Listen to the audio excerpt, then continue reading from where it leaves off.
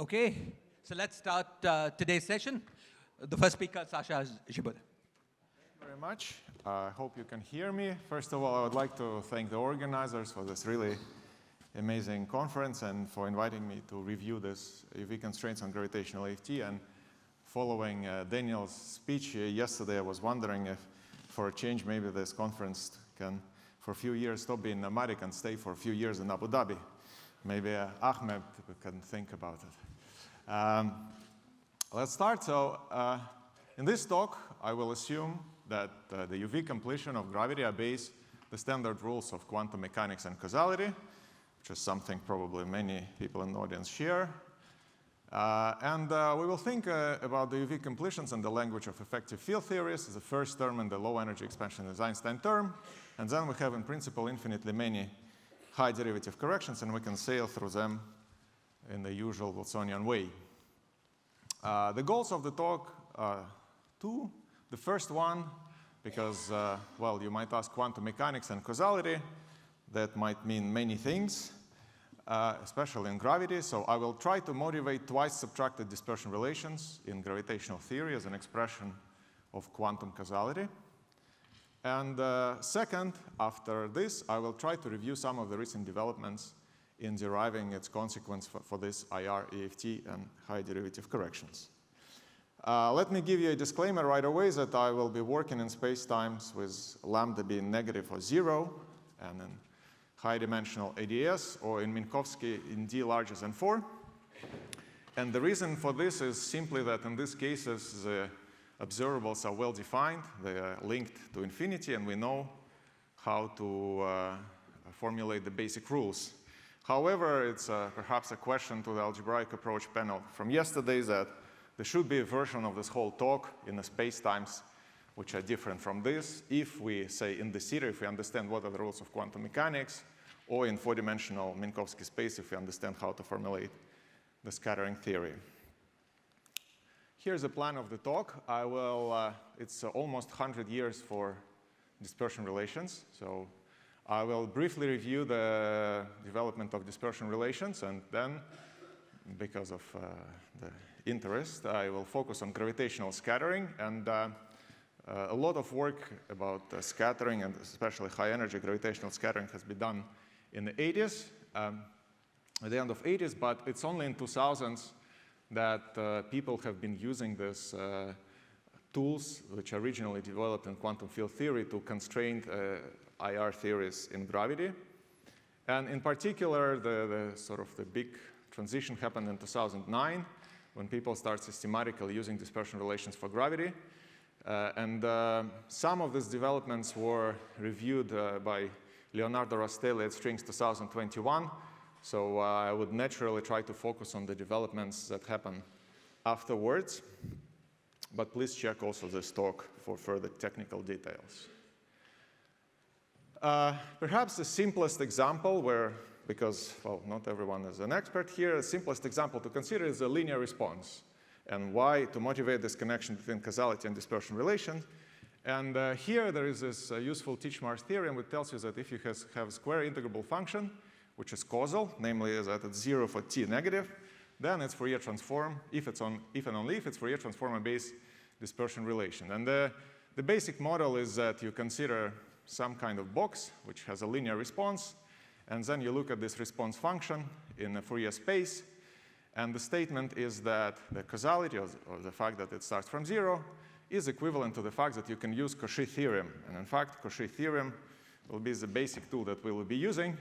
So on the right-hand side, what we did, we simply expressed S of omega through its value on the real axis. And here, omega lives in the upper half plane. And this is an expression of causality, which you can see from here, that you can continue omega to the upper half plane.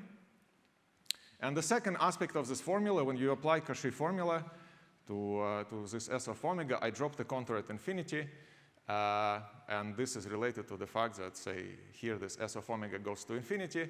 And this is related to the square integrable condition in the theorem. So if you relax this, you can have some polynomials. And so there will be polynomial corrections to this formula. Now, here you already see these notions of analyticity and some boundedness at infinity, which will be important for my talk. But you might ask, OK, well, it's just a Cauchy formula. Why is it useful? And perhaps the famous examples of this type is the so-called Kramer's chronic relations in the context of light propagation through a medium. And it's a link between how a system absorbs and refracts light. So if you consider the refractive index n of omega, you can express it by using the formula on the previous slide, effectively through this integral, where alpha of omega is the imaginary part of this S of omega, and n of omega is a real part. And the things become interesting when, in this context, when you realize this alpha of omega, it encodes absorption properties of the medium, and absorption means positivity of this coefficient. So the fact that it's non-negative, then you can expand this refractive index at low frequencies, and you find that, well, it's 1, it's just propagation of light in vacuum. And then you have these corrections, which you recognize as, say, some moments, some powers, and all these integrals are positive. And here you already see many main features, which I will be using, is that, in fact, just from this abstract argument, you see that causality and UV absorption implies that the refractive index of blue light is larger than green than red, because the frequency of the blue light is larger than the red one. And so let's test this in the experiment. Well, people who wear glasses will tell you that the output signal does not come earlier than the input signal. So this holds. Then the glass is transparent in the visible light, but it absorbs in the UV. And therefore, we can just test this, this relation. And indeed, we see a perfect agreement between theory and experiment. And the spectrum is in agreement with this relation. Now, if you're not an expert, maybe later it will become confusing. But I think that for the rest of the talk, what I will do is that instead of considering the prism made out of glass, I will simply consider another particle. So the medium will be made out of another particle. And because it's a strings conference, these particles will be gravitons. But we will be basically doing this prism experiment in a graviton. And as you can see here, there is this interplay between IR and the UV. You don't see the absorption, but this is a reasonable assumption. You predict for the IR by measuring this, how this color is dispersing. You can say something about the UV, and we will be doing the same thing in gravity. So if you're lost, please come back to this picture. Now, the next step is let me comment on gapped quantum field theory. It is, again, now instead of the prism, you take another particle, and so you have this 2-to-2 scattering amplitude. That's a basic object of my talk. And then there is this fundamental fact about quantum field theory, unitary quantum field theory, is that the scattering amplitudes as a function of energy and angles are based twice subtracted dispersion relations. Now, this seems like this is a fundamental property of QFTs. However, the interesting thing about it, and maybe that's why it doesn't often make it into a textbook, is that its derivation is in fact quite subtle. And this would be another theme further when we go to gravity. It starts with the usual causality and operators not commuting. But then you try to use this LSZ reduction formula, and you have to actually go through a series of steps where you have to do some analytic continuations and then use various arguments to end up with this claim. And one of these pioneering authors of this first paper by Gelman, Goldberger, and Thiering noted that it's my profound opinion there must exist a representation of scattering amplitudes such that the dispersion relations appear in a much more transparent way. And I think it's still true until today, and well, he left us finding this representation as an exercise for a student, but there are few big collaborations which I think are still looking for this more fundamental representation of the amplitudes, and it would be great to streamline this derivation. Now let's move to gravity and the next simplest step. So yeah, first I didn't tell you about what this actually twice subtracted dispersion relation is. And again, it's the same type of formula. You have a scattering amplitude, Ts of t, and you express it through its discontinuity. And there is something called subtraction term. That's just some function of t. And then there is this integral over the discontinuity of the amplitude, or its imaginary part.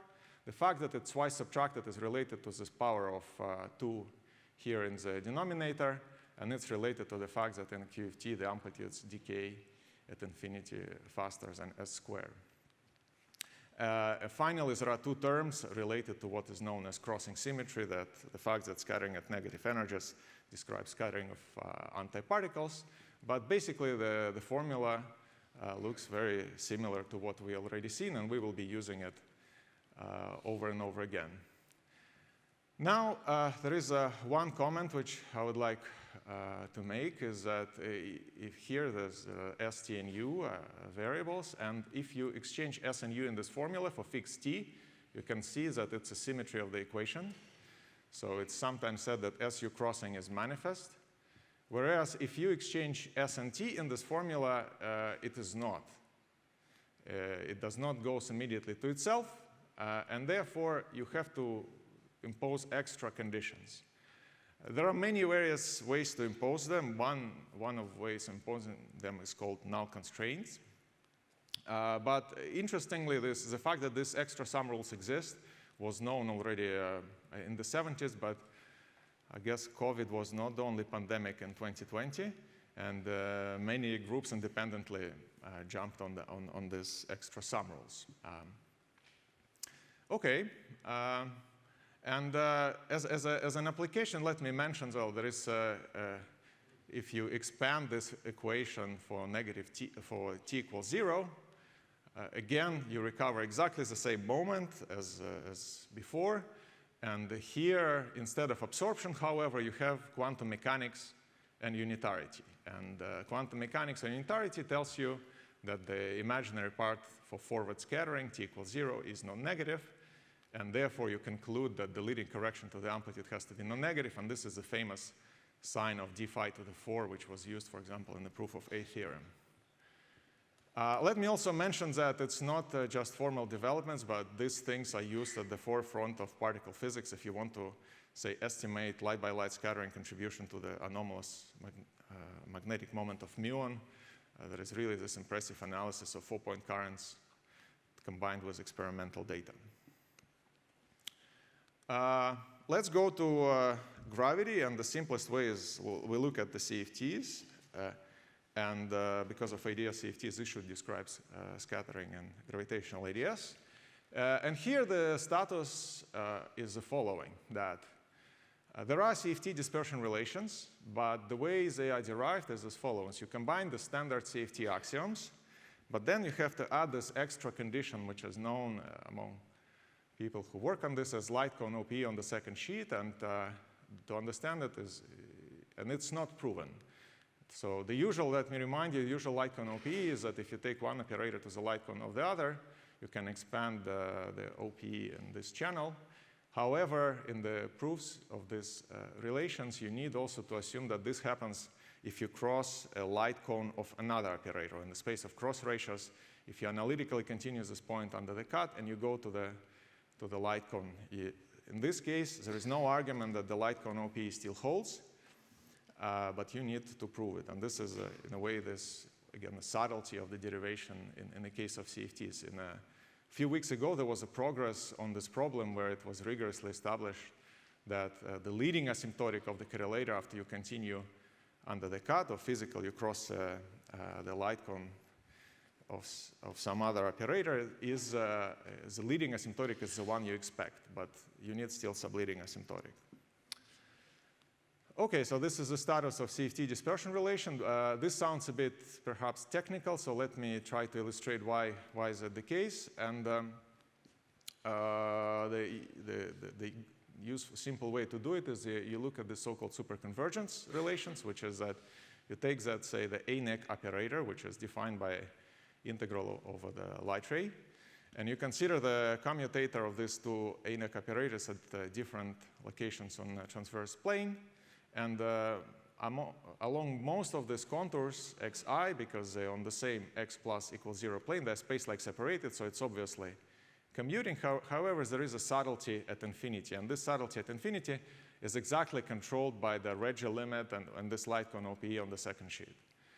And however, this type of sum rules are exactly this type of sum rules that lead to this CFT dispersion relations. And you can also see that if you rewrite this commutator being equal 0, there is a property that slightly operators they annihilate the vacuum. And so you can rewrite them fully in terms of double discontinuity. And this double discontinuity is the analog of single discontinuity in the case of flat space. OK, so you get in the same way twice subtracted dispersion relation in a CFT, and then you can show that, well, you do this experiment, say with a 4-point function of local operators in ADS.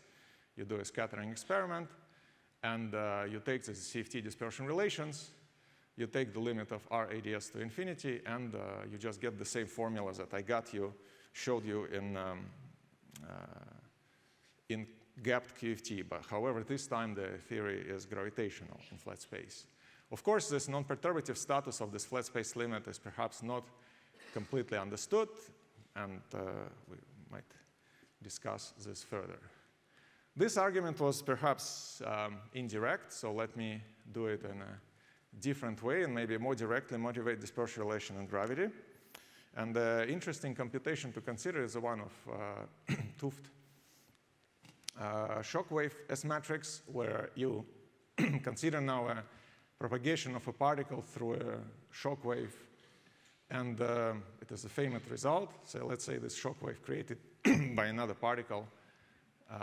Let's say the probe and the shock are separated by some impact parameter B. There's a famous result that the effect is a phase shift, which simply encodes the Shapiro time delay, say this, or asymptotic causality. This is the expression in flat space. And the fact that it's causality is a statement that it's positive. And it's simply a Fourier transform of the graviton pole, however, this time exponentiated. And then you can take this as matrix, e to the I delta, and you can show that you can run, again, the same Cauchy argument in the upper half plane. And here, to close the contour at infinity, it is crucial to use the fact that this delta is 0, this delta is positive, and then if you continue S in upper half plane, it decays.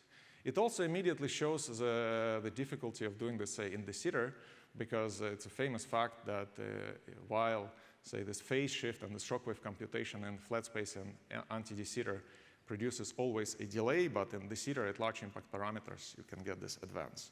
And so you cannot close the contour. But this is just a cartoon, which is, however, suggestive that in ADS and flat space we can do better. So let's try to do it. And here, let me briefly review the picture of gravitational scattering in general gravitational theory, how we expect it to look, as worked out in these papers in the 80s. And here, let's look at the plane of energy and spin, or equally impact parameter between two particles. And here there are several regimes. First, if you perform scattering at high energies and very large impact parameter, the scattering is essentially elastic or iconal. This is exactly the regime of this computation, which produces delay. There is another universal regime, which is that if you perform scattering at very high energies and low impact parameters, you just form a trapped surface, and you form a black hole, and therefore you expect the scattering to be fully inelastic. Then, in general, as you change the energy and impact parameter, you will interpolate between these two regimes, and there are many non-universal effects. It could be tidal excitation of a string, emission of gravity waves, there are some Kaluzi-Klein scales, et cetera, et cetera. In string theory, on top, there is this, if you perform experiments at impact parameter lower than the string scale, there is a stringy gravity regime. And so in principle, this is a cartoon, but this is a cartoon that we can try to now improve and test using these methods. Now, if you take this picture and you combine it with assumptions, again, this is the same as in previous stories. This is a subtle assumption. If you assume that the amplitude is analytic in the upper half plane and it does not grow faster than polynomial, again, you combine unitarity, crossing, and iconal, and you conclude that the amplitude in gravitational theory decays, again, as faster than S squared. And again, you just, by flat space reasoning, you get a twice subtracted dispersion relation. Now, sometimes you might worry that gravity is special. So far, it looks very much like gapped QFT, and gravity is special, and maybe some of these assumptions will fail. However, I think it's fair to say that so far from everything that has been done here, we see there is no evidence for a lack of harmony between gravity and the basic S-matrix properties. However, this harmony is interesting.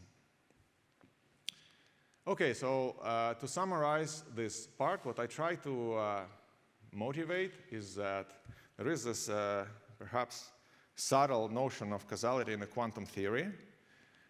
In the relativistic theories, it's get expressed through these combinations of analyticity, crossing, and unitarity.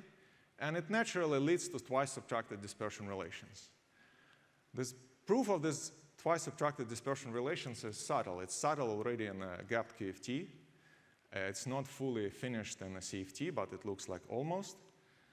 In flat space, you can also run some arguments, but again, perhaps it looks almost like an axiom, perhaps in some formulation. And finally, there are of course no counterexamples to twice subtracted dispersion relations, and in all examples that we know of, it perfectly holds. Now, what is the lesson then from this quantum causality or dispersion relations? And as in our PRISM experiment, the relationship will be exactly the same. We have some argument that the arc at infinity is 0. We use Cauchy theorem to relate IR, something like refraction, to the absorption in the UV. And so there are these sum rules. So what are the lessons that we can learn? Let me organize these lessons according to effective field theory. What about G Newton? So the first lesson that we can learn from this is that G Newton is a UV budget of the theory. What do I mean by that? Consider the scattering at large impact parameter, or t goes to 0 in the forward limit. It's controlled by the graviton pole. This is a universal result controlled by this G Newton. However, this number 2 here corresponds to the spin of the graviton. And it's the same number 2 which comes out of the causality arguments of twice subtracted dispersion relations. So you see that by matching this square S square on both sides, you get the expression of G Newton through the discontinuity of the amplitude, like shown in the picture. The graviton exchange comes from the some exchange of some degrees of freedom in the S channel. And indeed, this kind of sum rule where the graviton pole comes from the UV, it's satisfied in string theory. First, you can imagine a stringy graviton, where the discontinuity is the Fermat's formula. For realization, you plug it here, you get the pole. And second, it's icono. Again, you take the 't Hooft computation, you plug it in this formula, you reproduce the pole. And you can show that this toy model with the shock wave dispersion relations that I showed you exactly arises from this normal dispersion relations. However, if you want to be agnostic about using this kind of formulas, not just by checking examples, we want to use, say, unitarity. And unitarity tells you that you can expand the discontinuity of the amplitude in terms of partial waves, which are non-negative because they are probabilities, times some Legenders, which are oscillating functions. And if these oscillation functions, it's a bit hard to use some rigorous mathematical results because you do not really control this part. And so we need to do something else. And this was, the idea is that what we should do is that we should smear the amplitudes. We take this amplitudes as a function of exchange momentum and smear with some function psi. You should think of this psi as performing a scattering experiment. You choose a different psi, you choose a different scattering experiment. By performing all kinds of scattering experiments, we probe this amplitude. And we integrate, say, from 0 to Q0, where Q0 is related as a usual inverse to the scattering impact parameter space. So the scattering experiments in the impact parameter space are from impact parameter 0 to 1 over Q0. And then if you integrate Legendre polynomials with some of the psi's, you can easily find psi's for which these Legendre polynomials are positive. And you can find the equation of this type, that G Newton is equal something non-negative. And this non-negative is expressed in terms of discontinuity of the amplitude. So this is what I mean by saying that G Newton provides the overall budget for the UV physics. There are several applications of this that you can discuss. Let's say you have a free matter coupled to gravity at low energies with many species. You can show that you can find such psi of q so that this equation looks like that. G Newton, your overall budget, is equal to one loop matter that you integrated out. Here, lambda EFT is some EFT cutoff that you can assume that your theory is valid up to this cutoff, plus the rest of the UV, which you can be completely agnostic about, but it's non-negative by unitarity. Well, then you forget about this, you write inequality, and you get what is known as the species bound, which tells you that the cutoff and the G Newton and the number of species obey this bound, where CS is a computable coefficient.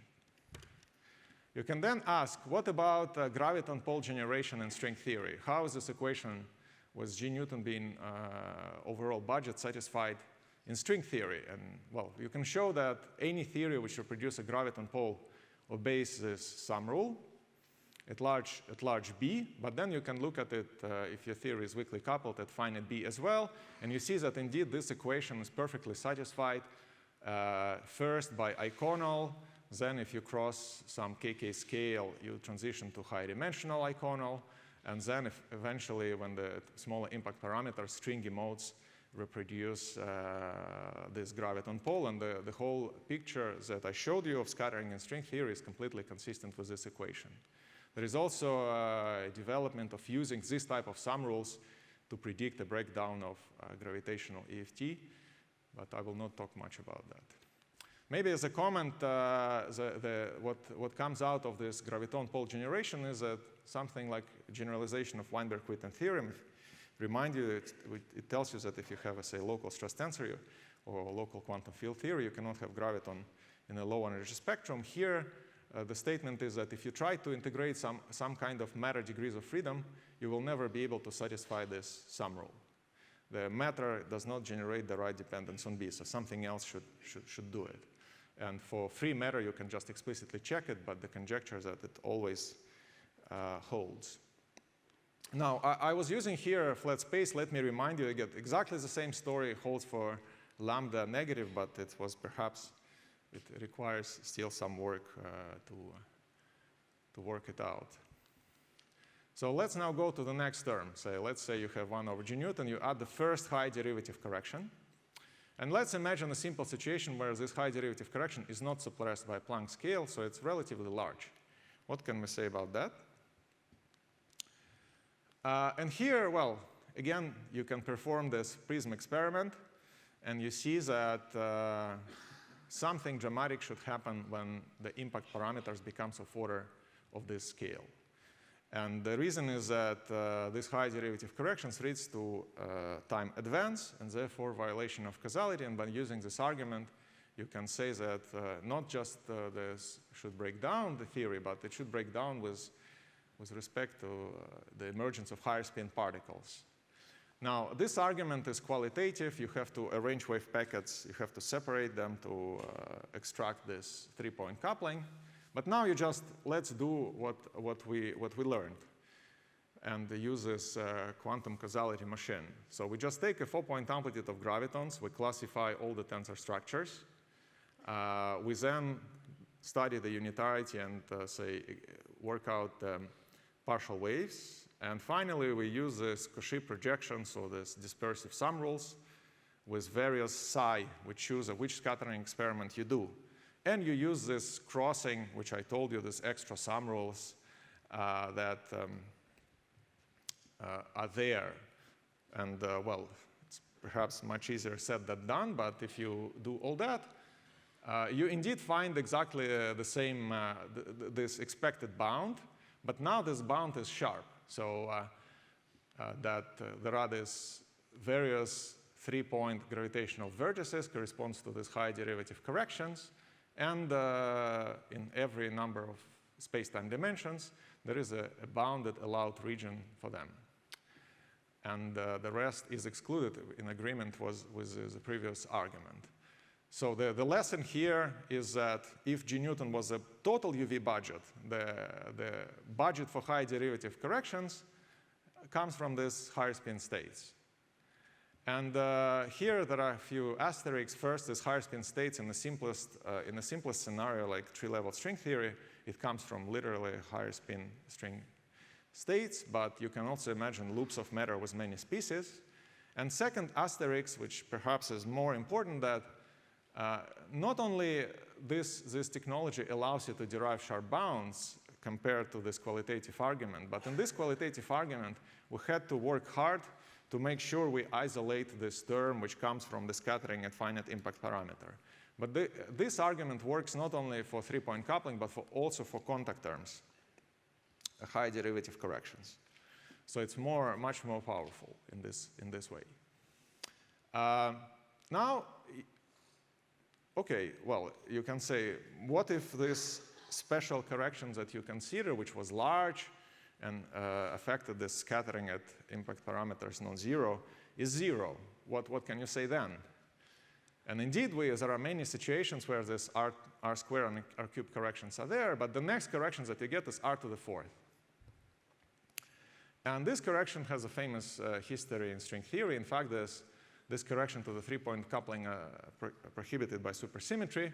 So you can consider then this r to the 4. What can we say about that? And this r to the 4, it contributes a contact term to the scattering amplitude compared to the tree-level term. It's also dispersive, namely we can write the sum rule, this coefficient equal to the integral of a discontinuity, so it's non-negative. However, we learned that gravity is special and that, in fact, G Newton should come from discontinuity, so the discontinuity cannot be zero. But then if it's non-zero, perhaps there should be a lower bound on this coefficient. So if we try to make gravity as minimal as possible and make this alpha as small as possible, we should at some point run into a bound. And quite remarkably, this is indeed the case. And you can consider this beautiful method of parametrizing all possible UV completions of the amplitude. And then you can try to take, say, maximally supersymmetric, say, 10D or 11D scattering, and impose that this alpha is as small as possible. And well, this is a beautiful result that indeed it is bounded from below and it's not zero. Moreover, if you compare this lower bound to what you get in string theory M theory, it looks very close. It's not quite there, but it looks very close. Finally, what is even more remarkable, not just you can show that in any theory of gravity this alpha has to be strictly positive, you can look what kind of amplitude minimizes this alpha. And you find that it's some kind of different phase of gravity compared to what people studied in the 80s. It has elastic region, it has something like collapse region, it has a non-universal regime, but there is no stringy regime. So perhaps it looks more like an M theory phase of gravity. It's really minimal. It exhibits some special set of higher spin resonances and Regge trajectories, which are nonlinear. I think it's really a fascinating story here, which would need to explore more. Also, let me mention that I simplified a little bit, and by saying that when talking about high derivative corrections, and when you look further high derivative corrections, as you expect, they do exhibit, you can exhibit multi-scale structure. Some of them are controlled by integrating out particles, so the QFT corrections, KK modes, or genuine quantum gravity corrections, and we can discuss how to distinguish them. This is an ongoing subject. So let me now switch the gears a little bit. I told you about the budget for the UV and phases of gravity. Let me ask a little bit, what about weakly coupled massive higher spin amplitudes? Where is tree-level string theory here? So we can imagine that we have some kind of tree-level diagrams. And what are the other options?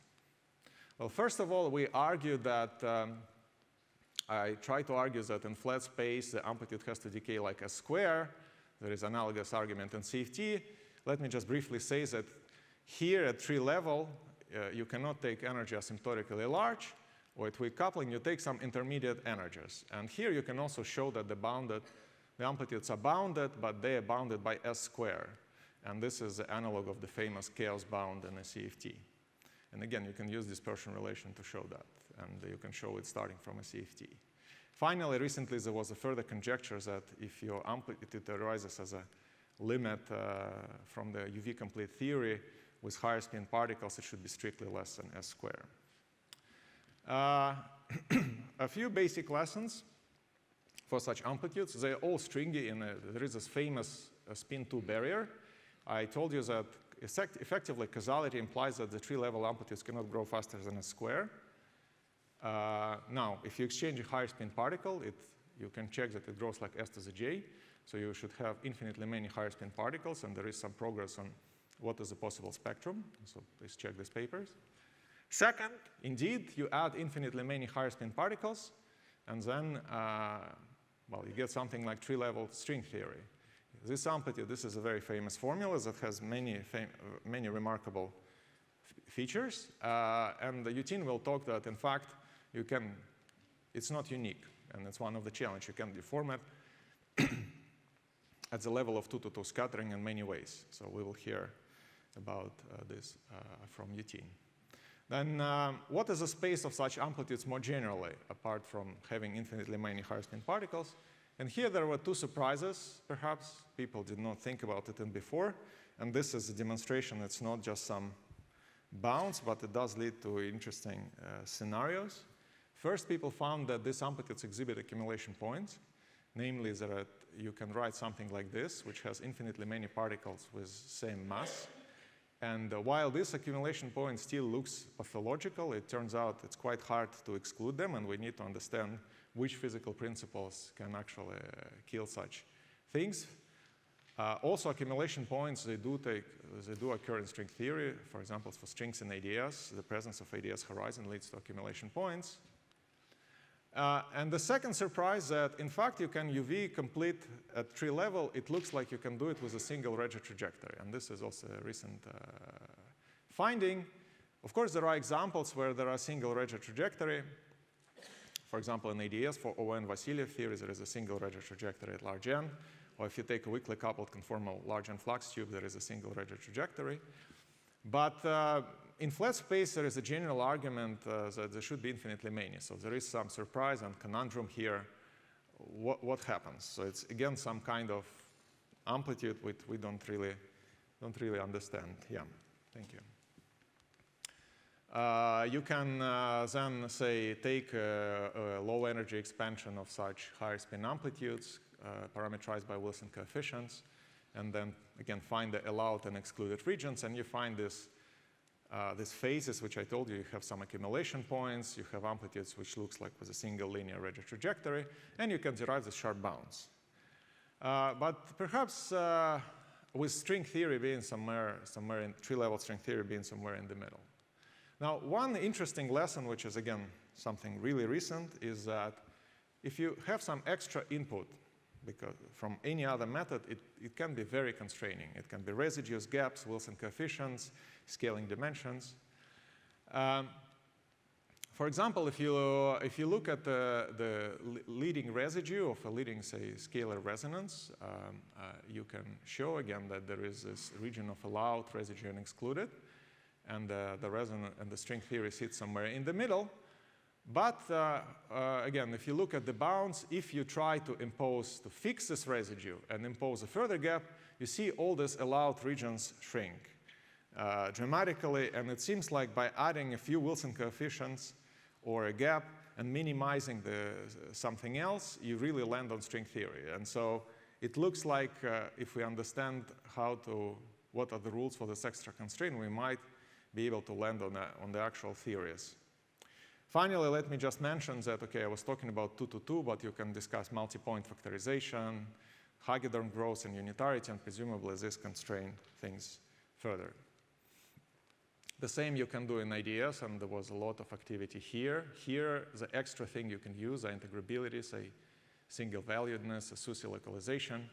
And here is the recent bound on the Konisha 3-point coupling in the planar n equal 4, and you see here the allowed region for when you add extra constraint from SUSY localization, and you see then for 0 constraint it's very wide, but when you add 1 or 2 constraints it becomes very sharp. So it's again these examples of extra constraints leading to sharp bounds. So let me then go mention a few things about loops. And here I will be very brief, just to say that you can, say, integrate out electrons or neutrinos. And this leads to high derivative corrections in this action.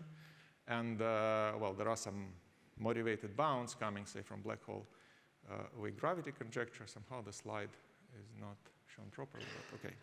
There is a bound on the Wilson coefficients coming from the black hole weak gravity conjecture. And you can check, and remarkably, if you turn off gravity, you can show this from dispersion relations, that these bounds are obeyed. But there was this analysis of these bounds in the presence of gravity.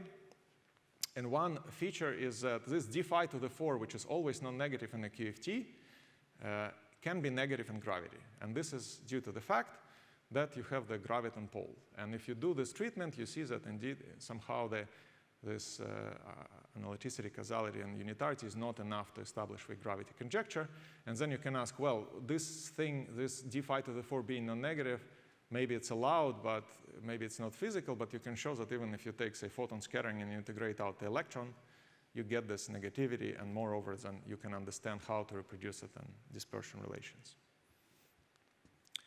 Let me mention, because this is a question which always arises. So I told you that in dispersive relations, there is this extra crossing, extra sum rules. And the way people often use it is by saying, OK, well, let's say you have some Wilson coefficients.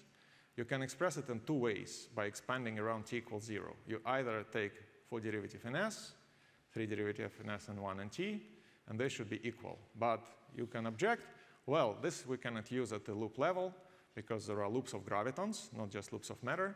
And then you will get infinity. And this is indeed the case. However, recently there is some technology, and this is very much being developed. And at the moment, it looks like these bounds survive. They may be modified. And there are some really nice techniques to do that. Finally, let me mention just one thing, that you know, this dispersion relation express diffraction through absorption, and one of part of the absorption, this collapsed region. And you can plug in this black hole region into dispersion relation. And interestingly, you find that the effects that you get from this collapsed region in the dispersion relations, so you do not, is proportional to g Newton square, and it's non-analytic in T. And so this being said, that if we try to understand this dispersion relations at the one loop level, we will become sensitive to this inelasticity. But since I'm out of time, let me just conclude. That the message is very, I think, clear. So first, in relativistic quantum gravity theory, causality naturally gives rise to twice subtracted dispersion relations. This is well motivated, and we guess it's true. Second, dispersion relation, you can offer a non-perturbative and quantitative method to explore the space of such theories, and there are many surprises. And finally, these methods become particularly powerful when combined with other data, experimental, integrability, SUSY, whatever you have. Let me thank you for your attention.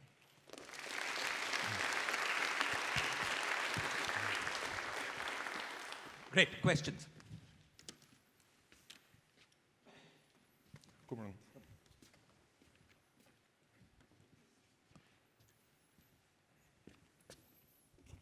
A very beautiful talk. So many properties of gravity in the context of UV-IR relations seems to arise from black hole physics, whereas the black hole physics does not seem to play any prominent role yet in these ideas that you mentioned, except towards the end you mentioned some puzzles or some aspects. Is there a way, or have people started looking at the following kind of question? So black holes are complicated, big things. You don't usually put them as objects to go in the scatterings, but BPS black holes are exceptions, and they are stable and all that. So how about replacing your prism with a BPS black hole and graviton scattering off of them? Have people studied ideas in that context?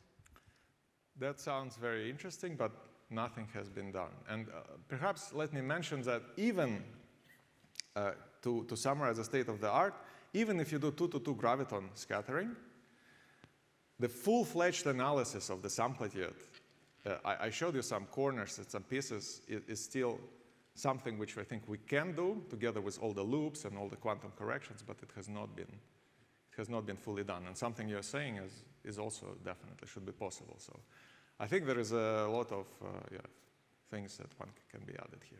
But I agree, yes. The black holes so far, as they do not play a prominent role here, say, as you know, if you consider say, scattering through a black hole, the effect will be very small because of probability. But here, as the effect was a bit larger, it's not necessarily a puzzle, but here I use the black holes inside the discontinuity of the amplitude inside the total cross-section. And the total cross-section to a black hole is large. And that's why the effect was large through dispersion relations, but not directly. Yeah. Thanks. Subrat. So another open-ended question just to follow up on that. In this talk, you were treating black holes just as some objects which didn't really evaporate. Is there some way one can explore Hawking radiation where you do scattering, but the black hole doesn't just sit there? Eventually it radiates. And could you use that maybe to, improve derivations of Hawking radiation or say something along that line? This is very open-ended, but is that something that is worth exploring? So first, here black holes did evaporate because all the asymptotic states were gravitons. So the black hole was in the inside, but it was not on the outside.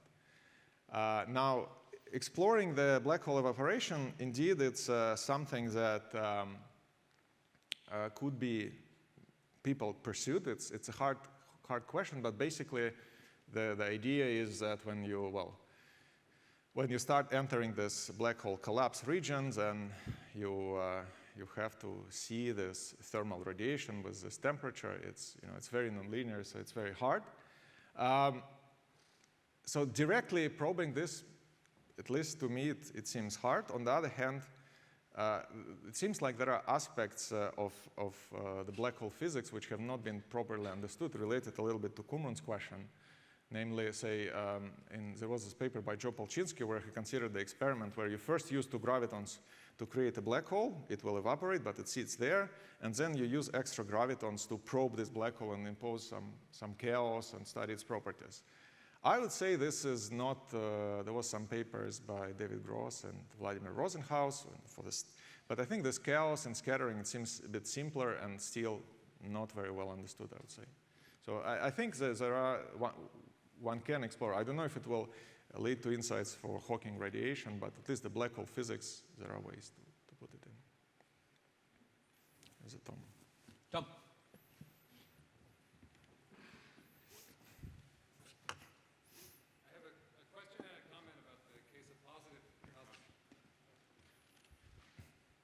I have a question and a comment about the case of positive cosmological constant, so de Sitter. The question is, how far can we get there? Is there specifically some analog of the twice subtracted dispersion relation? And the comment is that from the algebraic approach and what we've learned there, maybe we need to include the observer to answer this question properly. Probably. What about the question? Well, it sounds like a good question for the discussion. So, but if, okay, sounds good. We can discuss it maybe at the end. So,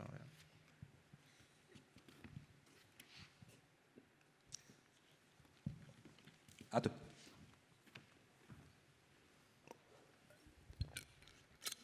Yeah, I have a question in the same spirit that at least in asymptotically flat curved backgrounds, you could formally define analogs of scattering amplitudes using the Perturbaner formalism or similar cousins. So how much of these dispersion relations are just a fluke of being in flat space or ADS?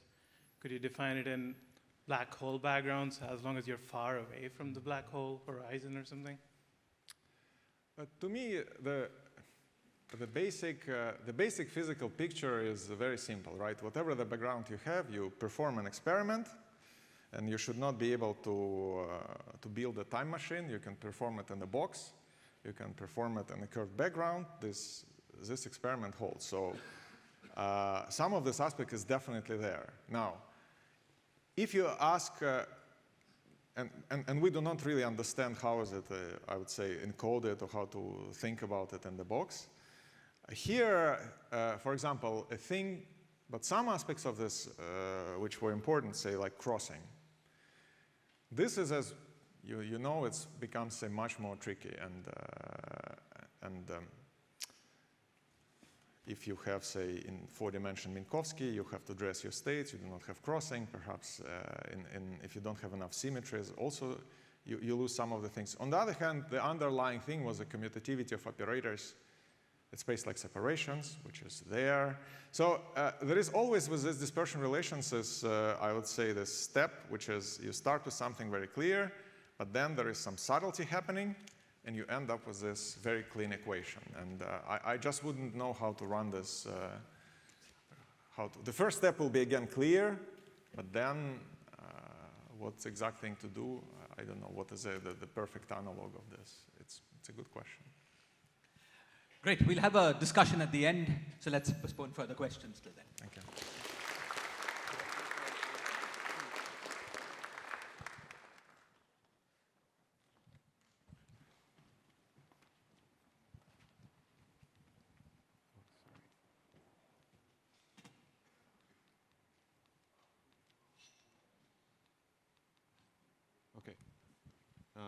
Okay, so thanks, Sasha, for the very nice review. So I just have a few more comments to add on tree-level completions. And the reason I want to talk about this is because one of the main motivations of doing the S-matrix bootstrap for gravitational amplitude is to learn something about the UV.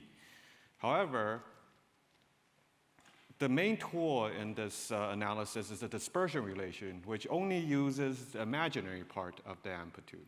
And the imaginary part of the amplitude can be just usual IR effects, just that you read some multi-loops, or it can be really UV degrees of freedom. I'd like to just steal this slide from Sasha's talk to emphasize this point. So for example, just to reproduce the famous graviton pole, you can go in two different ways. You can have stringy completions, which are all these UV higher spin states that reproduces the graviton pole. But at the same time, you can also just have the econal phase shift, and the econal amplitude you just substitute in the imaginary part, and then also produces the graviton pole. And the econal limit is nothing but just the summing of ladder diagram with graviton exchanges. So there's no new UV degrees of freedom there. So I would like to pose a question. So what more can we say if we assume that instead of being agnostic of what is sitting in here in the imaginary part, but really that we have these isolated degrees of freedom that appears. For example, you can ask, are the old EFT bounds being modified if you do this extra assumptions, and therefore you can start to corner certain weakly coupled completion. And furthermore, by introducing these new degrees of freedom, you can have new handles to constrain, and you can play with them, and what can you do? And so I'll answer these questions by categorizing in terms of two approaches. One is what I'll call the primal approach, which is let's just explicitly construct amplitudes that have these behavior. And the second will be to incorporate the existence of these states in the dispersion relation and just do a general analysis. So let's begin with the primal approach. And actually, there's a well-known deformation of the string theory amplitude, which we know that is unitary. And that is that you start from the superstring, and then you deform it with a shifted intercept, which removes the massless pole. And it's remarkable that this simple deformation, you can prove that it's unitary because the residue of this new amplitude can be written as a positive sum of the old string theory amplitude. And therefore, since string theory is unitary, you immediately know that this is unitary in the parameter region between 0 and 1. So we already have a candidate, a primal example here. Inspired by this, you can consider now summing over multiple copies of these shifted intercept. And since you're doing multiple copies of them and summing them together, now unitary is not so clear. So you need to impose partial wave unitarities order by order. And by increasing the order, you can look at their image in the EFT space.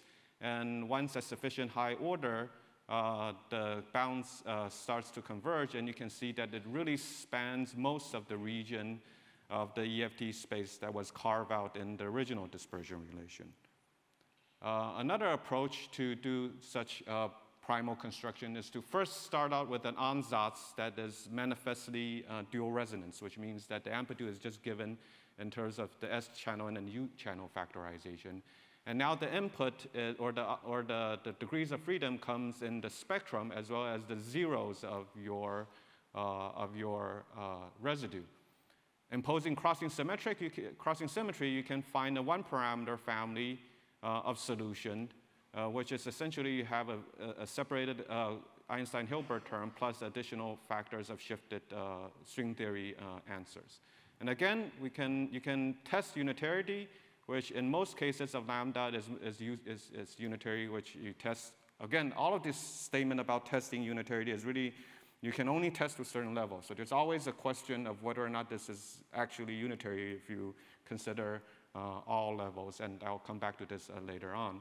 But if you just plot the spit region, and you see that, again, originally most of the EFT space carved out by the dispersion relation is spanned by these amplitudes. So the take-home message from this seems to be that if you assume weakly coupled completion, the change in the EFT space that is being carved out doesn't really change that much.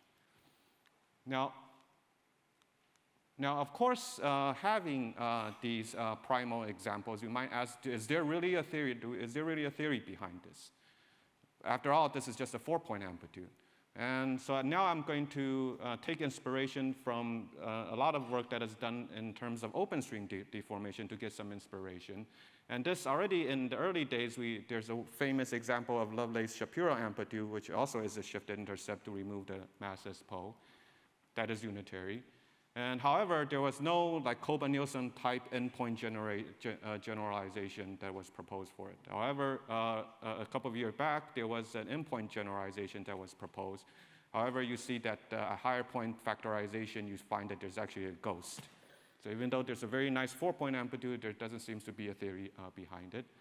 And many of the bespoke amplitudes that was discussed in the string theory conference, at the string conference last year, was also shown which has an endpoint generalization, also shows to fail consistent factorizations once you consider higher points.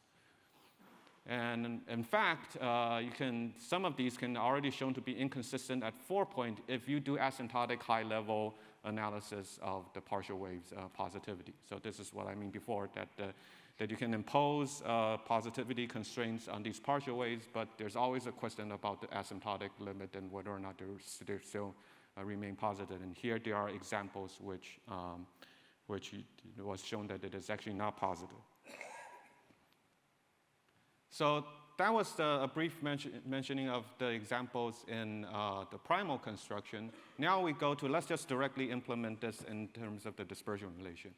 And so in this case, you can just start by assuming that there's an isolated state, and then there's a second gap between this isolated state and the remaining spectrum, which you are agnostic. And now we can run the dispersion relation and try to optimize, and you'll find that, interestingly, the isolated gap state for spin greater than 2 is exponentially suppressed. So that suggests that the first, you already gained information that the first state should be either a spin 2 or spin 0. Okay, so it'll be interesting. Okay, sorry, so I already have only 5 minutes. So okay, so it'll be really, really interesting to understand how this behavior relates to the gap towards the second one. And let me just, so I would just want to mention that it would be very interesting to do this with color, because in color, when you're scattering of color state, you can actually get constraints on the rank of the gauge group as well as the spectrum. So maybe we'll discuss this in the end. And finally, just one final comment I'd like to make is that you might think that really just bootstrapping 4-point amplitude is enough because we have an example where things failed at higher point. What are you actually testing at higher point? When you're testing at higher point, it's really because if you're considering 4-point massless amplitude, you're considering consistent interaction of massless states and massless states with single massive state. But these single massive states needs to be self-interacting consistently as well, and this is what's being probed by the higher point amplitudes. However, the same set of consistency you can also test by putting these massive states on the outside. So it'll be interesting in the future to do a consistency analysis of these mixed amplitude, which is reminiscent of the CFD bootstrap, where mixed correlators sharpen the theory space a lot. So I just end here. Sorry. Thank you so much. Our next 5-minute talk. Questions for the end. Okay, can you hear me? Yes, good. Okay, so thank you for the invitation. I started 5 minutes. So let's continue with connections between Swampland and Bootstrap.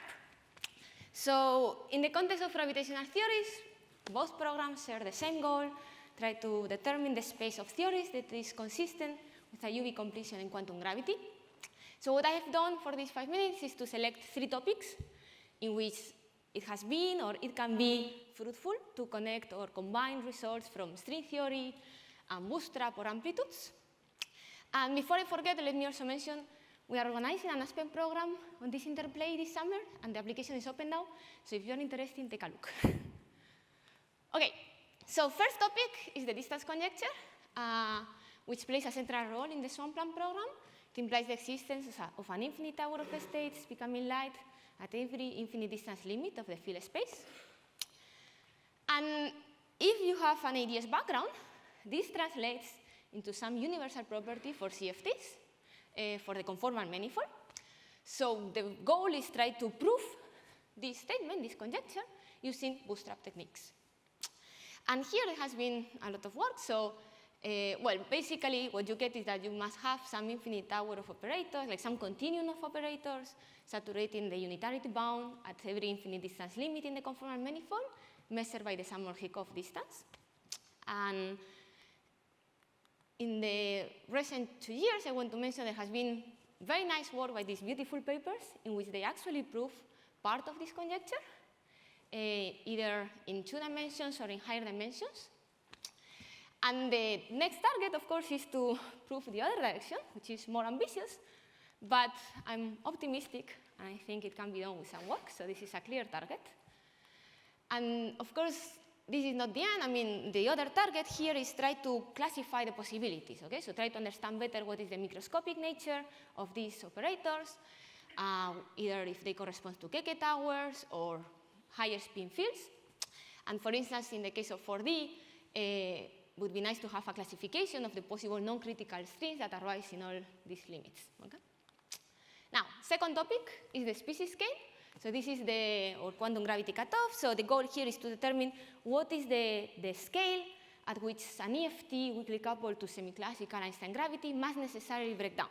Okay? Meaning that it's not possible to have a local QFT description above this scale. And here there has been also a lot of progress from both programs. So I'm sorry I cannot put all the references, but there has been many papers exploring what is this species scale, this scale from the top-down perspective, from string theory, what are the possibilities, what is the variation as you move in the moduli space. The result is that it always corresponds to either a string scale or some higher dimensional Planck scale. And it's very constrained. Okay? So how it changes as you move in the moduli space is constrained by these patterns that we have observed. They only depend on the dimension of the space-time, not on the compactification that you have. So these are also some clear targets to understand better. And as a review, I mean, also recently from the perspective of scattering amplitudes, there is this question of how to define this scale using this dispersion relation of the graviton. And well, it's very nice how to see, at least in certain cases, how this species bound can be recovered from unitarity and causality. So all the notions match. And that if it's not some Planck scale, then it seems that it must contain some higher spin fields. So it also matches with this idea. So one target would be, well, first, try to see if we can really show that these are the only 2 options that can arise for an EFT coupled to gravity.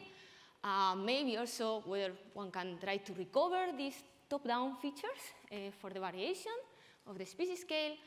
And more generally, I mean, the lesson is that if you fix this scale, it seems that not everything is allowed for the spectrum below. So what bounds can we put? Or, I mean, can we also put, for instance, bound on the number of massless fields and connect with the talk of Kitchell yesterday, about finiteness in the Swampland program. So these are targets. And finally, to finish, the famous target of quantifying the breaking of global symmetries. So global symmetries are not allowed in quantum gravity, but how much must be broken, right? So there has been different works exploring different setups. From a bottom-up perspective, there is an expectation what the minimal breaking should be. At least we should have some contribution from the black holes on the amplitudes. This is going to be suppressed by the entropy of the black hole, so you could think that the minimal breaking at least is given by the minimal entropy, right? The smallest black hole that you can trust in the EFT, whose size is again set by this species scale cutoff I was talking before. So now it's the other way around. Here you have a bottom-up target that you can try to check in string theory. And if you check different examples, yeah, it seems that this bound is always satisfied. And in some cases, it's saturated. Okay? You can use what you know about the species scale and try to compare both. Well, the target would be, okay, can we put this bound on a Fermat footing, and especially try to understand when it gets saturated or not, no? Or why we have sometimes stronger breaking. And that's it. Thank you. Great. We'll take all questions at the end. Francesco. Thank you. Thank you very much for the invitation. I will conclude this review session with an infrared point of view. So what do these dispersion relations tell us about phenomenology? And I have 3 or 4 lessons on this. The first one concerns the structure of symmetries in effective field theories that we use to compare with experiments. We all know that natural effective field theories are shaped by symmetries. For instance, the nonlinearly realized U1 symmetry of Goldstone bosons from spontaneous symmetry breaking imply Lagrangians with derivatives, and therefore amplitudes that grow with energy, that don't have a constant piece in the end, but really starts with some power of the energy. And similarly, there are generalizations of this, like Galilean symmetry and generalizations thereof, in which a symmetry in the effective field theory implies naturally an amplitude that grows with high powers of the energy. Now, the dispersion relations tell us that the coefficient of the effective field theory energy expansion must lie within this region, as Sasha and others have reviewed before. In this plot, I just want to draw your attention to the fact that along very far in the x-axis is where approximate Galilean symmetry is more and more exact. And along the vertical axis, instead, you have this generalization that becomes good symmetry. And the only symmetry that is compatible with the allowed region is just the ordinary Goldstone symmetry. So we're learning from these bounds that certain symmetry that seemed valuable and okay from an infrared effective field theory point of view are not compatible with causal and unitary UV completions. This dispersion relation tells us something about the spectrum of effective field theories. Healthy effective field theories are theories for which the gap between the mass of the particles that you have in your effective field theory and the cutoff is large. So healthy effective field theories live down here in this chart. And by using this dispersion approach, you can actually carve out the allowed parameter space in this region. And for instance, by probing higher spin particles with pions, you can see in this plot that as you make the gap between the mass of your spin 2 state and the cutoff larger, they decouple, meaning that the theory becomes inconsistent.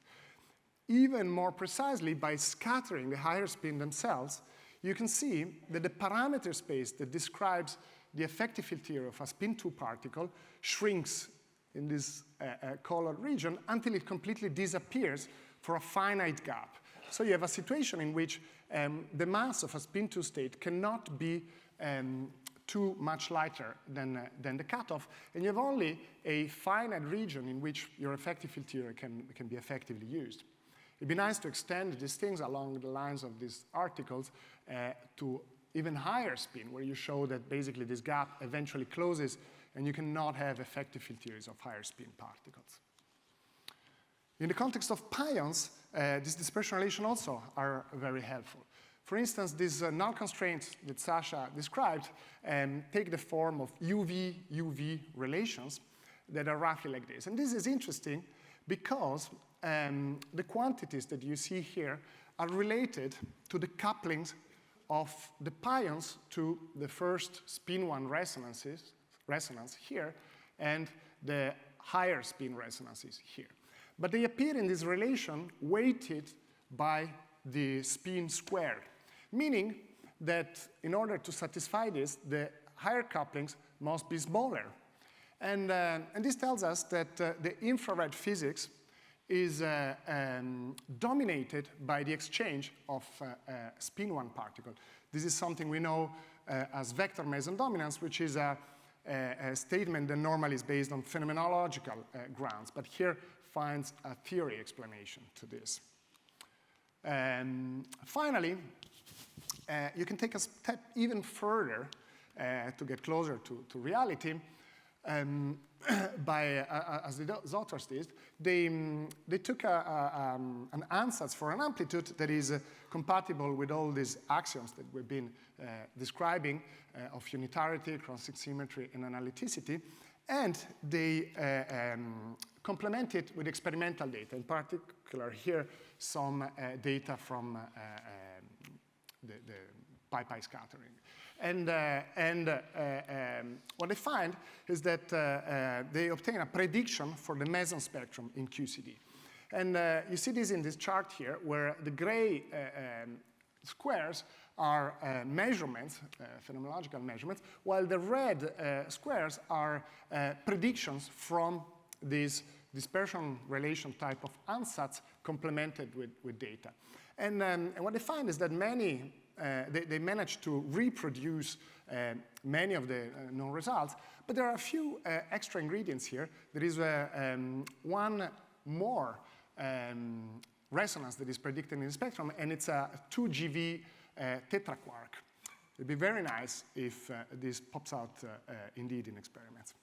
Okay, so in general, these theories, they open up new ways of doing model building that were not thinkable before, in particular that hold a strong coupling like here, or in the presence of infinitely many resonances like in string-like constructions. Thank you very much.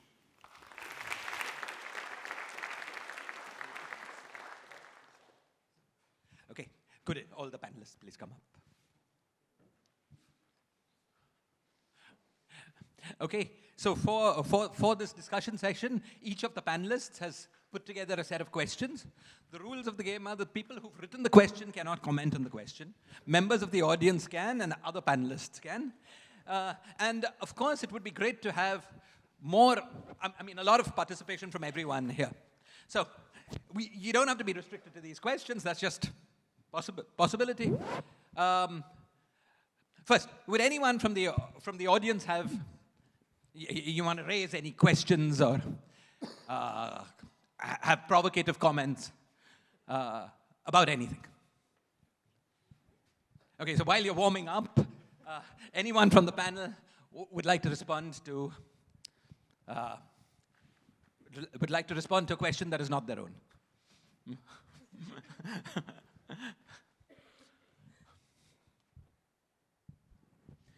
Tom, do you want? Yeah, sorry. Go on, Pedro.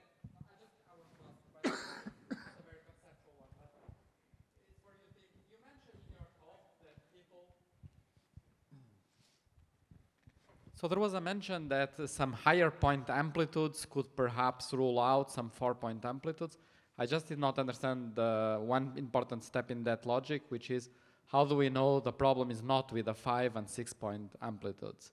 You said there was some 4-point amplitudes and their generalization. The generalization could just be wrong, right? Yes, that's true. So in the example that I was talking about was really these bespoke amplitude, where the input was, or the method of writing these amplitudes is that you have a specific ansatz for the spectrum, and then you take the original string amplitude and you replace it with that ansatz. And so there's a procedure that guides you how to do the endpoint. And indeed, in that case, ruling out is ruling out that, you can say that it's really ruling out that kind of extension, yes. Do they propose a fix of that extension that would, is there a way of fixing that, or is the intuition that they should really not be physical? I'm not sure, because I guess the possibility of fixing is an infinite possibly that needs to be, yeah. Sandeep. Sorry, can I draw attention to a question already up? Of course. Which is, can someone comment on, is any of this relevant to cosmology? I know there's some work trying to use unitarity, etc., but like to hear comments from the panelists. Yeah. And, since somebody else has asked the question, Sasha can feel free to go. Well, maybe I can first, Tom also asked a similar question. There was, so one thing is that intuitively, if we perform an experiment in this room, all these bounds apply, even though the lambda is positive, but formally we do not know how exactly it works. And there is something called finite energy, some rules where you do not open this. In this dispersion relation, you always have to go to infinity, which, okay, it's fine when it works in flat space, but say, in gravity, if the energy is infinite, you will create infinitely big black holes, so you'll be sensitive to the horizon, but it doesn't sound physical. So perhaps there is a better version of these dispersion relations, which maybe you do not go all the way to infinity, maybe in the spirit of this finite energy, some rules that could be developed for some kind of dispersion relations in the box. That's one comment. Second, well, there have been papers, as Sandeep alluded to, and maybe we can ask, I don't know, Paolo Creminelli to comment. There have been papers where people use this positivity bounds and in the absence of Lorentz invariance, or where it's spontaneously broken. And there, the tricky part is often that here we consider scattering of true asymptotic states, but if you consider scattering of phonons and fluids, well, they do not make sense at infinite energy, but you can derive bounds. And so my understanding is that, well, say the things that people did, say for this cases, there are some bounds, but they're not perhaps very strong yet. But maybe Paolo should comment, or someone else. Paolo, would you perhaps like I can also add something, that many of the theories that people consider in cosmology involve extra degrees of freedom, which tend to be very weakly coupled at long distances, and therefore involve many derivatives and powers of the energy. And these are exactly the theories that are targeted by these positivity bounds. And indeed, in the space of possible deformations that we think in the context of cosmology, I think these bounds play an important role. For instance, excluding theories like massive gravity that is not compatible with these positivity bounds, and also other theories involving light scalars with derivative coupling. Sorry, Paolo, did you want to comment on the question? No. Right. Dan and then. Yeah. Yeah, so Sasha, you were careful to exclude d equals 4 in flat space. And yeah, none of you really said much about the infrared. But, you know, these scattering amplitudes are 0 in many theories that we like. And is that just some annoying technicality that's not important, or should we actually try to figure out, you know, what are the asymptotic states in theories like gravity or QED in 4 dimensions? Yeah, I would say that it is important. It is related to the fact that in this argument there were two aspects, quantum and causality, and both aspects are tricky in d equal 4, especially in gravity. Quantum theory, it's hard to formulate. There have been many works recently, and it's related, as you say, to this IR aspects, which is not free and much more complicated. It seems like the observables, or some observables, are definitely there. There may be dressed amplitudes. There may be some kind of energy correlators. But say if you consider dressed amplitudes, it means that 2 to 2 amplitude becomes some kind of multi-particle amplitudes, and some of the properties like crossing for multi-particle amplitudes, they break down. So I think there is a wish list of writing the set of rules, non-perturbative rules, and then going ahead. But to my understanding, this has not been done. And moreover, even computing something to leading order in G Newton, according to this rule, some perturbative calculations which set up within this framework cannot be done, were not done. And another nice comment about this is that you would think that, well, then 4D is such a mess. But then ADS4 exists, and ADS4 is such a nice box that in this box, all the nice rules again apply suddenly. So, when we take the flat space limit, we are scattering some very particular jets.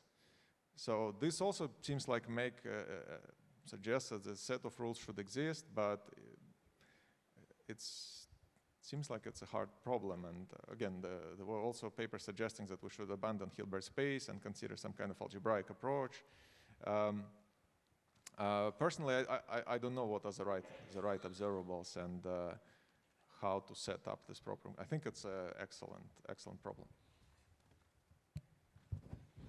Okay. Hi, my question is a little related to what Subrat asked. How much can we really learn about black hole physics by only looking at like 2-to-2 scattering amplitudes? Given, as you said, I mean, the possibility of two particles forming a black hole and just evaporating to two particles is exponentially small. And you really need to do multi-particle scattering amplitudes, and we know how hard that is. So what are some aspects of black hole physics which you expect to only learn from 2-to-2 scattering amplitudes, mixed as well as? Maybe I can comment. Yeah. So one thing which I didn't have time to properly explain is the following. So dispersion relation relates, say, diffraction to absorption. Absorption is like particle production, which is controlled by imaginary part of the amplitude. If you take 2 to x, at high energies, it's dominated by formation of a black hole. It's a black disk. Effectively, the probability to form black hole is 1. Therefore, the effect of black holes and the discontinuity of the amplitude is large, because you're not looking at 2 to 2, but you're looking at the imaginary part of 2 to 2, which knows about 2 to everything. And so in this way, the black disk or the black holes and their existence is actually, in the dispersion relation, could be a big effect. So what Irene showed, the small amplitudes, it was a symmetry breaking amplitude, 1, 2, 3, 4. But if you look at 2 to 2 as an elastic amplitude, for which optical theorem applies, then the black hole effect is not small. There is a comment. Thank you. Julio? Maybe related to this comment, and since there's also a question about energy correlators. So maybe the imaginary part of the amplitude is large when you have this black hole production, but the amplitude itself in the left-hand side of the dispersion is always small at high energies, right? So do you think looking at, I mean, there's these energy correlators that in principle you're summing over all final states. You're not post-selecting, I just have two gravitons in a final state. On the other hand, they're sensitive to like fixed angle regime. So do you think there's any hope of obtaining a similar picture for the behavior of like, say, the energy one-point function at high energies for scattering of two gravitons to anything? Or is that too hard of a question?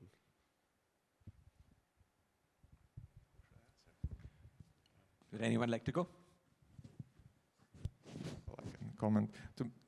This energy correlators and gravity, especially in D equal 4, is, I find it, at least for me, it's not completely clear how non-perturbative well-defined is. I actually wanted to discuss it with you, but there are some, if you compute them, there are some divergences. There was this recent paper. There are some things which are different, and so it's not completely clear to me which part of energy correlators and gravity is well defined in 4 dimensions. It's an interesting question. But otherwise, I think there should be some universal things. For example, if you have, if you form a black hole and then the black hole evaporates, it creates an energy correlator which is constant, right? So you should know that.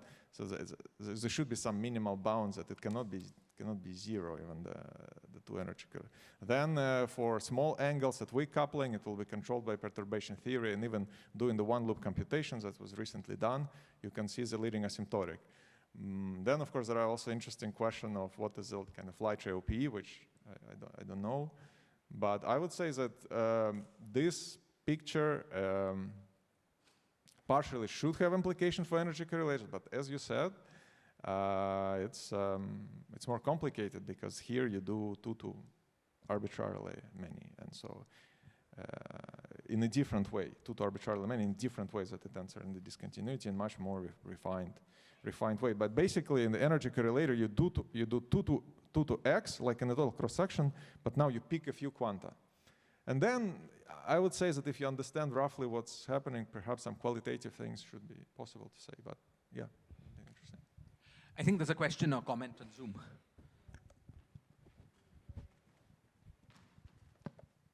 So let's see if this works. There's a question for you, Tim, from Suman Kundu. Suman, you're allowed to talk. Otherwise, I'll Hello? read it. Yes. Yeah. Yeah, I have the question that how much do we know or can we know about the possible string theory action corresponding to the deformed amplitudes you explained, which are already constrained through unitarity and it is unitarity valid. But do we know any string action for that and how do we know? Do we know any? He wants to know whether there is any information on the string amplitude, the string action that produces some of these funny string amplitudes, the non-Virasoro-Shapiro amplitudes. For the bespoke amplitude, there is, in principle, a worldsheet representation for these amplitudes, but I'm not aware of if you can actually formulate these as like a vertex operator construction and to reproduce these worldsheet amplitude. Okay. Okay, keep going. There's a question there. Sasha, on your future direction slide, you had in the red box, complete for graviton bootstrap with loops. And I'm wondering what you view as the finish line for that program. I'd also invite Shiraz to comment on this if you want. So yeah, one very thing which I think is very exciting is also related to this question, can we bootstrap the M-theory amplitude, which is that I mentioned this, this work by Pedro and collaborators where they found that the 2-to-2 amplitude, if you look at the one Wilson coefficient, it's very close to the saturating M-theory value, but in principle, you can go and consider systematically a few more Wilson coefficients, and some of these Wilson coefficients are protected by symmetries, the R to the 4, D6 to D to the 6. Also R to the 4th. Further, with A derivatives, they are not protected, but there is active work from taking the limit of ABGM to fix them, and there are some bounds already. And so I would think that if you take this 2-to-2 amplitude and you manage to put in, say, things which are fixed already one loop and also explore this multidimensional space of Wilson coefficients. For example, could it be that if we fix, and it's a clearly very special amplitude which might be isolated or special in some way, that if we fix these few Wilson coefficients and we explore the shapes, could it be that it will become the amplitude? And so to me it seems like a very exciting, say, avenue just to completely understand 2-to-2 scattering in M-theory and put in everything we know together with which has not been done. So maybe Pedro can comment. Pedro. I would just like to make a trivial comment. In these bootstrap bounds, we put a lower bound on this alpha, but in M-theory, alpha is just a number. And what we got was a lower bound. The lower bound is close to M-theory, but there's no upper bound. So it would be nice to impose something, whatever it is, that at least we have an upper bound, even if it's very big. For example, the few more Wilson coefficients you can put in, right, that you haven't done yet. Okay. Maybe it's not appropriate for me to comment. So, Subrat. This is a technical question. You talked about the S-matrix a lot, but of course we could do other kinds of asymptotic out-of-time order correlators where you put something at scry minus and something at scry plus, something back at scry minus. These are all some polynomials of the S-matrix.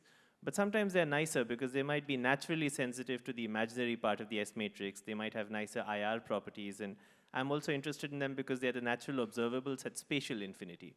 It just naturally you get these out-of-time order correlators. Is there something to be gained by thinking just technically in terms of these out-of-time order correlators rather than the S-matrix?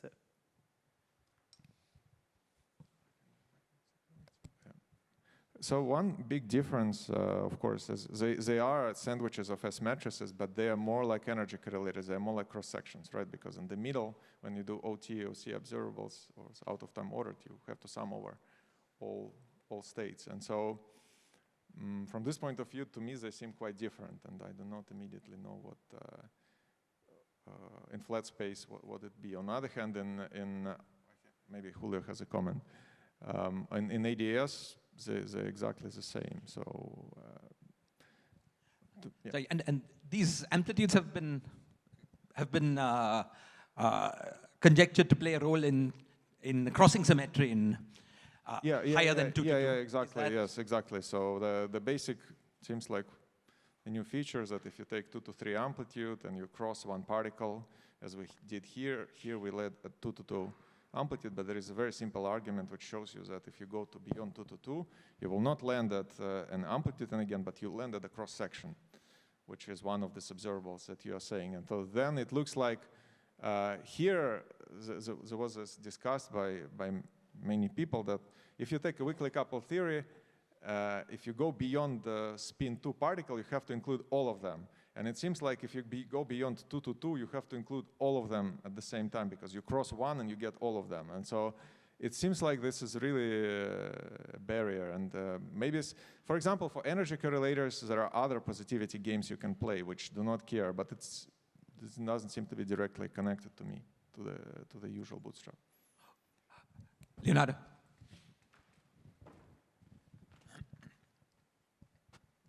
So perhaps this is more of a comment than a question, although I could phrase it at the end as a question. So the full non-perturbative S-matrix, of course, is an immensely complicated object, and there's this beautiful work by Pedro and collaborators on trying to bootstrap M theory. Drastic simplifications, of course, happen if you assume that the S-matrix is meromorphic. And so technically, it's one problem, but physically there are really two different questions. One question is cornering three-level string theory, and that's what we heard about. But the other technically very similar question is bootstrapping the space of large N confining gauge theories in, say, in 4 dimensions. And so the very same methods apply. Of course, we think that the moment we input the existence of a massless graviton, things become much more constrained, whereas for large N gauge theory, we have this huge space of theories, and this has to be a continuous space of theories. Nevertheless, we may hope that some theories that are special, like or minimal, like large N QCD, may sit in some special corners in parameter space. And one message I want to convey is that we're just at the beginning of this, and we have done very, very little. So there's full employment for people who want to join this program. Multiple. So Yutin mentioned multiple amplitudes. This is, I think, with current knowledge, hopeless for the full non-perturbative S-matrix, but I think very much within reach if you assume meromorphy. And also multiple amplitude where you put external massive states. So Pedro was asking how to rule out rigorously this biscuit amplitude. Well, you look at the 2-2 scattering, you see what the first massive state, and then you put it on the external leg, and most likely we'll find an inconsistency. So the question is, if you want to add a question there, can we bootstrap large N gauge theories and in the similar space of technical problems?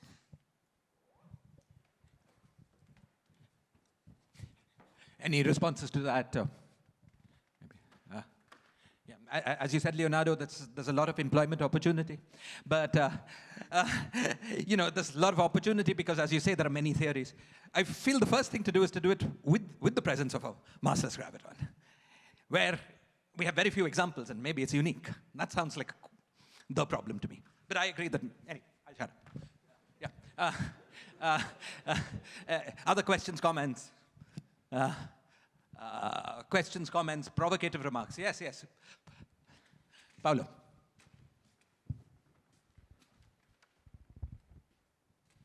So regarding this issue that this method do not apply in Minkowski for d equal to 4, is the general feeling that this is a technical irrelevant limitation, or there is something interesting to explore? Well, it's a technical irrelevant limitation which people were not able to sort out for 70 years. So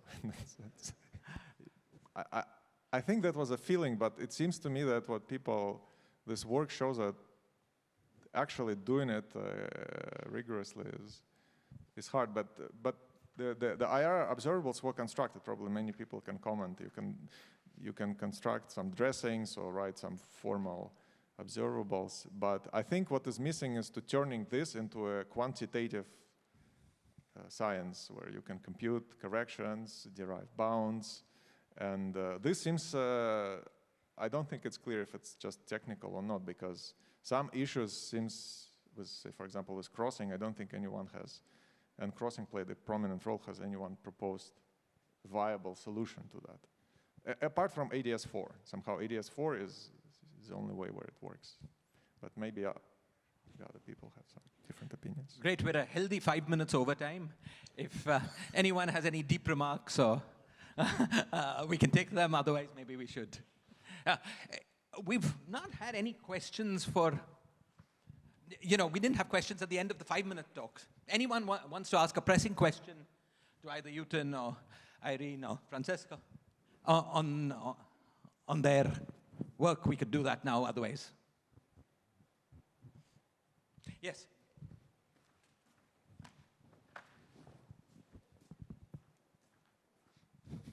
Thank you. Just to Francesco, this Tetra-quark at 2 GeV, well, what will we rule out or rule in if it is found? Well, if it's found, I think it's a fantastic prediction that comes from an unexpected direction. What it will rule out, no, I don't think it will rule out much. This is a possibility for what concerns QCD, but it could be anywhere. And the fact that unitarity and these techniques pointed to be within the spectrum and within something that can actually be found at CERN, at LHCb, you can actually find this thing. Yeah, it's spectacular. I don't think it will teach us so much in terms of things we don't know yet, because it comes from QCD. So it's a prediction of QCD that we were not able to do before, because there was no possibility of modeling this type of things in this regime. And this dispersion relation offer a first way of modeling S-matrices at strong coupling that was not possible before, and incorporating experimental data within. Okay, thank you. Last question or comment from you. Yeah, on the same Tetra-quark. This would be just made of light quarks, right? So it could just show up as a broad scalar meson? Yeah, indeed. I just mentioned the 2 GeV, but I think the predicted width is also is quite big. I don't want to say something. Things like these could be pretty hard to. Yeah, exactly. I think I'm not sure, but 600 MeV comes to mind, but I'll check again.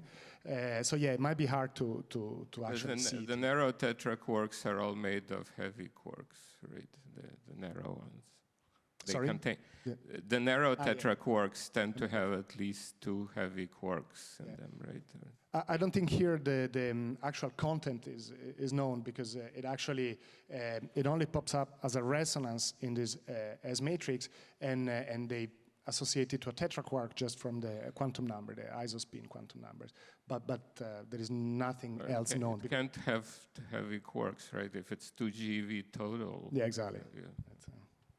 Thank you. Okay, Ahmad, is this a question or an announcement? Just before we thank the speakers, for poster presenters, please pick up your posters from the registration desk and put them up during the break. And with that, let's thank the reviewers and panelists for our meeting.